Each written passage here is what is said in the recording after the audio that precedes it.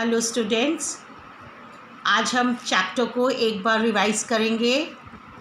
We were studying about the denudation अन्नच्छादन। ये chapter हम लोग पढ़ रहे थे। इसमें हम लोग ने इंटरनल फोर्सेस, एक्सटर्नल फोर्सेस, आंतरिक बल और बाह्य बल पढ़ा। फिर हम लोग ने ड्यूनेडेशन के बारे में पढ़ा कि what do you mean by denudation, अन्नच्छादन क्या है। Then we have read about the weathering. What do you mean by weathering and how weathering occurs? हम weathering पढ़ चुके हैं और अब हम weathering में हमने physical weathering भौतिक अपक्षय, फिर chemical weathering रासायनिक अपक्षय और बायोटिक जैविक अपक्षय को पढ़ा। I hope you all are understood nicely. आपको अच्छे से समझ में आ गया होगा। फिर हम लोग ने दूसरे वीडियो में इरोजन पढ़ा, अपर्दन। उसमें हमने पढ़ा कि अपर्दन कैसे होते हैं, how erosion take place, and then after that we have studied about we read about the erosion, transportation and the deposition. How the erosion take place on the mountainous area, then the sediments comes on the plains and it forms different landforms like oxbow lakes, flood plains, alluvial plains, and by the deposits of the sediments on the coastal area, it forms the delta. Then we have read about the flowing water, pravahit jal. फिर rivers, how rivers are eroding the land on the mountainous area. जो प्रवाहित जल जो है कैसे पर्वतीय क्षेत्रों में पत्थरों को काट करके वो क्या क्या आकृति बनाती है, हम लोग ने पढ़ा। We have read about the V-shaped valley, U-shaped valley, and also we have read about the waterfall. That जल का फोर्स जब ऊपर से झरना गिरता है तो वो कैसे कितनी तेज़ी से गिरता है जिससे पत्थर क्या हो जाते हैं, वो सब कट जाते हैं। झरने के फोर्स से जब झरना के ऊपर से पानी गिरता है तो पत्थरों को काटता है, तो पत्थर एक पत्थर से दूसरे पत्थर में गैप हो जाता है। तो आपने देखा कि जब पानी बहुत वेग से नीचे गिरता है तो इस तरह से हमने झरने के बारे में भी पढ़ा। फिर हम लोग ने आपको मैंने बताया इस डायग्राम को कि कैसे हार्ड, ये जो हमने लिखा है हार्ड रॉक, आपको कॉपी में बनाना है। हार्ड रॉक के मतलब जो है कठोर चट्टान, और एसआर का मतलब सॉफ्ट रॉक, मतलब मुलायम चट्टानें। तो आप जो है हिंदी मीडियम के बच्चे कठोर चट्टान लिखेंगे और एसआर का मतलब है वो सॉफ्ट रॉक, मतलब उसका आप लिखेंगे कि मुलायम चट्टानें। तो मुलायम चट्टानें कट गई और जो कठोर चट्टानें हैं वो वैसे ही कि वैसे ही रह गई। तो आपने इसको झरने को पढ़ा, वाटरफॉल को पढ़ा। फिर हमने आपको समझाया विसर्प, मेंडर्स, कि कैसे rivers, how the rivers are making a meanders. पहले वो वी शेप्ड वैली बनाती हैं, फिर यू शेप्ड बनाती है, और फिर धीरे धीरे जब वो प्लेन्स पे आती हैं ऑक्सबो लेक्स बनाती हैं। तो पहले तो वो सीधे चलती हैं, फिर धीरे धीरे वो सेडिमेंट्स जो है वो बालू को इकट्ठा करते हुए फिर वो टेढ़ी मेढ़ी जिगजैग रूप में चलती हैं, और फिर वो एक ऑक्सबो लेक छोड़ देती हैं, एक आपको जिसको कहते हैं कि वो तालाब टाइप का पानी भर जाता है उसमें और चारों तरफ से बालू घिर जाता है। तो ये हम लोग ने इसको सीखा। फिर मैंने आपको बताया कि डेल्टा कैसे फॉर्म होता, हाउ डेल्टाज आर फॉर्म्ड। तो that you have read about the deltas, and deltas I have told you deltas like Ganga, Godavari, Krishna and Kaveri are making a delta. The deltas, those rivers make the delta which are not tempered by the tide. तो ये इसलिए अब आपको बताया कि main rivers में जब बहुत सारी ट्रिब्यूटरीज निकल जाती हैं तो सेडिमेंट्स एक जगह जमा हो जाता है सी के पास। तो ये हम लोग ने इसको सीखा। फिर आपको मैंने इसी चैप्टर में ड्यूनेडेशन में आपको बताया अंडरग्राउंड वाटर, भूमिगत जल, कि वो जल जो है भूमि के अंदर जब पहुंचता है तो वो भूमि के अंदर जो है वो कैसे जो है वो भूमि के पत्थरों को, अंदर पत्थरों को कैसे काटते हुए वहाँ बड़े बड़े चट्टानों को काट के कुछ आकृतियाँ बना देता है। तो उसमें कावेंस हमने पढ़ा था। जैसे उसमें आपको याद है कि हमने आपको स्टैलेक्टाइट और स्टैलेग्माइट के बारे में बताया था।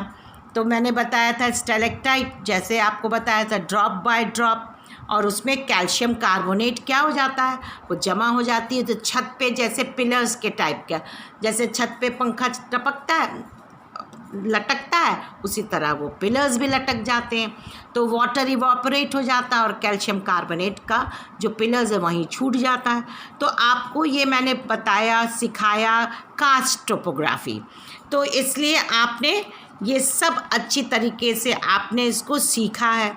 तो अब लास्ट में मैंने आपको फिर ग्लेशियर्स भी पढ़ाया कि कैसे ग्लेशियर्स से भी बहुत सी फीचर्स बनते हैं। उसमें आपको मैंने बताया था कि सर्क्यू कैसे बनता है, शीप रॉक्स कैसे बनते हैं, और साथ में कि वो मोरैंस कैसे बनते हैं, कि हिमोद कैसे बनते हैं। तो ये सारी चीज़ें आपने सीखी। फिर हम लोग ने सीखा समुद्री लहरें, जैसे सी वेव्स से भी कुछ आपकी आकृति बनती है। जैसे समुद्र के किनारे आपने बहुत फाइन पार्टिकल्स में आपने देखा होगा बालू के बहुत सारे, बहुत ज़्यादा तादाद में बालू। तो वो मुंबई में आपको मैंने बताया जुहू बीच, मैरीना बीच पे, आप वो चेन्नई में है। तो इस तरह के फिर मैंने बार बताया, फिर आपको मैंने बताया लेगून्स, फिर मैंने आपको क्लिफ़ ब्रिगू ये बताया कि क्लिफ़ कैसे फॉर्म होता है। तो ये सारी चीज़ें पढ़ने के बाद फिर मैंने आपको बताया the work of the wind, कि विंड भी बहुत पावरफुल एक्शन जो है वो पावरफुल एक्शन है। तो आज फिर से हम इसी को एक बार पढ़ेंगे, और तब the work of the wind पढ़ने के बाद कि पवन जो है, पवन का क्या कार्य है, वो पवन कहाँ पर ज़्यादा हमें वहाँ पर फीचर्स बनाते हैं, आकृतियाँ बनाते हैं। तो ये हम रेगिस्तान डेजर्ट रीजन में सैंड ड्यून्स को आज हम सीखेंगे। सो हम शुरू करते हैं the work of the wind.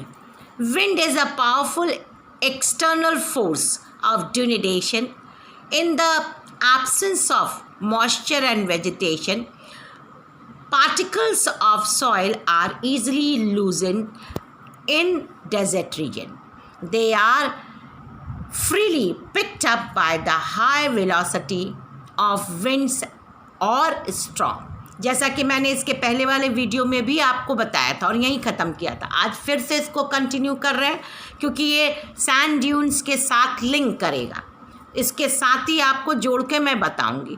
तो विंड जो पवन है बहुत ही पावरफुल, बहुत ही ज़्यादा तेज वेग में चलने वाला पवन जो है वो ज़्यादातर रेगिस्तान में चलता है। Where the winds blows, it blows in the high speed, high velocity in the desert region. Why? Because there is less moisture and less vegetation. क्यों वहाँ पर चलता है? रेगिस्तान में हवाएं, तेज़ हवाएं, स्ट्रॉम की तरह, एकदम आंधी तूफान की तरह, तो वहाँ इसलिए चलता है क्योंकि वहाँ पर सॉइल बहुत ही फाइन पार्टिकल्स में बालू के कण वहाँ ज़्यादा होते हैं और वो भुरभुरे होते हैं क्योंकि वो मॉइस्चर की वहाँ कमी होती है, नमी की नमी बहुत कम होता है, और साथ में वेजिटेशन नहीं होता है कि वो पेड़ जो है अपने अंदर वो पवन के वेग को कंट्रोल कर ले या उसको रुकावट कर ले। तो पेड़ नहीं रहते हैं तो बहुत खाली जगह में जो है बहुत तेज़ी से विंड बहती चली जाती है अपने साथ बालू लेकर के। उसकी वेलोसिटी भी बहुत तेज़ हो जाती है, क्योंकि there is no hindrance of the trees which can control the speed of the wind. So अब इसी तरह से हम सैंड ड्यून्स को पढ़ेंगे, क्योंकि wind action is making a sand dunes. The material transported by wind is deposited in other places. This large mass of deposition of the sand particles in the form of heap is called sand dunes. ये क्या है? जब कहीं पर कोई भी एक ऐसा आकृति होता है, जैसे आप छोटा सा आप देखें पेड़ है, बुश है, पेड़ है, कोई पत्थर रखा हुआ है डेजर्ट में, और जब विंड बहुत तेज़ी से बहती है तो उसके ऑब्स्टिकल हो जाता है, वो रुकावट, पेड़ है, बुश है, या कोई पत्थर वहाँ पर है, या एक कोई वॉल है, या कोई बिल्डिंग है, तो वहाँ पर क्या है कि वो जो वहाँ पर विंड जो होती है तो वो हवाएं जो हैं वो किसी ऑब्स्टिकल के पास जमा होने लगती है, उससे टकराने लगती है। जैसे ऑब्स्टिकल का मतलब कुछ रुकावट, पेड़ हो, पौधे हो, या कोई भी पत्थर हो, तो उससे वो टकराने लगती है और वहीं पर सैंड ड्यून्स का जो है फॉर्मेशन होने लगता है। जैसे कि मरुस्थलीय प्रदेशों में जब पवन के मार्ग में कोई बाधा होती है, अभी जैसे मैंने बताया कोई ऑब्स्टिकल होता है, तब पवन का वेग कम हो जाता है और तब जो स्पीड है वो कम हो जाती है विंड की, एंड देन जिससे पवन के साथ उड़ने वाले पदार्थ मतलब क्या, यहाँ पर बालू धरातल पर गिरकर बालू के टीलों का निर्माण करते हैं। इन्हें बलुआ स्तूप कहते हैं, जैसे सैंड ड्यून्स कहते हैं। तो क्या होता है कि जब वो वहाँ एक जगह ऑब्स्टिकल होता है या कोई बाधा होती है, बाधा होने का मतलब कोई पेड़ हो या कोई पत्थर हो या कोई बिल्डिंग हो या कोई वॉल हो या कुछ भी ऐसा हो, तो वहाँ पर टकरा करके बालू क्या करते हैं, वहीं पर जमा होने लगते। तो वो बहुत पवन जो है या winds it always going and dashing along the dunes, तो वो एक के ऊपर एक बहुत ऊंचा टीला बन जाता है। तो उस टीले को, उस माउंट को, तो जो है वो हीप ऑफ सैंड, उसको क्या बोलते हैं, सैंड ड्यून्स, और हिंदी में उसको बलुआ स्तूप भी बोलते हैं। अब आप देखेंगे कि कभी कभी what do you mean bye mushroom rock. आपने देखा होगा कि पहाड़ी इलाकों में या on the mountainous area, on the rocks, when the winds blows and it strike on the rocks, वो क्या होता है, the particles transported by the wind strike any obstacle in their path. The particles erode the rocks through the action of scarring and the even polishing and the grinding. Hard rock worn down in the shape of a mushroom rock and the rock and the pedestal, वो एक तरह से जैसे base पे खड़ा हुआ, ऊपर उसकी जैसे छतनुमा। तो अब इसको हम इस तरह से देखेंगे और इस तरह से आप समझिए कि जब when the rocks that is it is on the mountainous areas, when the wind started rubbing the rocks, so continuously it is polishing, going on polishing, उसको बराबर पॉलिश करती हवाएं, तेज़ हवाएं, विंड्स पत्थरों को पूरे समय डैश करती रहती हैं। तो जब डैश करेंगी तो तेज़ हवा के झोंकों से वो पत्थर क्या हो जाते हैं, कटते नहीं हैं, वो घिसने लगते हैं। क्या होने लगते हैं, घिसने लगते हैं। और घिसते घिसते घिसते घिसते क्या हो जाते हैं, वो एक जगह से वहाँ से कटने लगते हैं। तो इसी तरह से वो एक तरह का शेप फॉर्मेशन उनका हो जाता है। तो उसको बोलते हैं मशरूम रॉक। कैसे, वो छतनुमा, छतरी नुमा। आपने बरसात में देखा होगा कि इस तरह से आप बरसात में वाइट कलर का आपने मशरूम देखा है ना बेटा, आपके घर में खाया जाता है, मम्मी बनाती है ना मशरूम। तो आप कभी मशरूम को ऐसे समूचा लेके हाथ में देखिएगा। इस बार जब मशरूम मम्मी मंगाएंगी तो आप एक उठा के देखिएगा, आप देखिएगा इसी तरह मशरूम होगा। ये देखिए इसका नीचे का जो स्टेम है, ठीक है, ये स्टेम है और साथ में ये ऐसे छतरी टाइप का होता है। आपने देखा होगा ना मशरूम। फिर से एक बार जब घर में आएगा तो आप उसको एक बार फिर से अच्छे से देखिएगा। तो इसी मारे इसका नाम क्या दिया गया, मशरूम। ठीक है, तो इसको आप, ये मशरूम खाने वाला नहीं है, ये जो विंड से कटता है और विंड से कट के पत्थर इसी शेप में बन जाते हैं पहाड़ों पर। तो आप इसको हिंदी में इस तरह समझ लें, पवन द्वारा उड़ाए गए बालू के कणों द्वारा अपर्दन का कार्य धरातल के कुछ मीटर ऊंचाई तक अधिक होता है। इस प्रक्रिया में पवन निचले भाग को घिस देती है, परंतु ऊपरी भाग छतरी के आकार का हो जाता है, जिसे छत्रक शिला कहते हैं। अब आप हिंदी में देखिए, अच्छे से समझ लिया आपने ना। तो जब मशरूम देखते हैं तो नीचे तो एक स्टेम होता है, लेकिन ऊपर कैसे होता है, एक छतनुमा होता है। ऐसे आपने अम्ब्रेला देखा होगा तो अम्ब्रेला की तरह ही होता है, इसलिए इसका नाम छत्रक शिला रखा गया। शिला के मतलब पत्थर।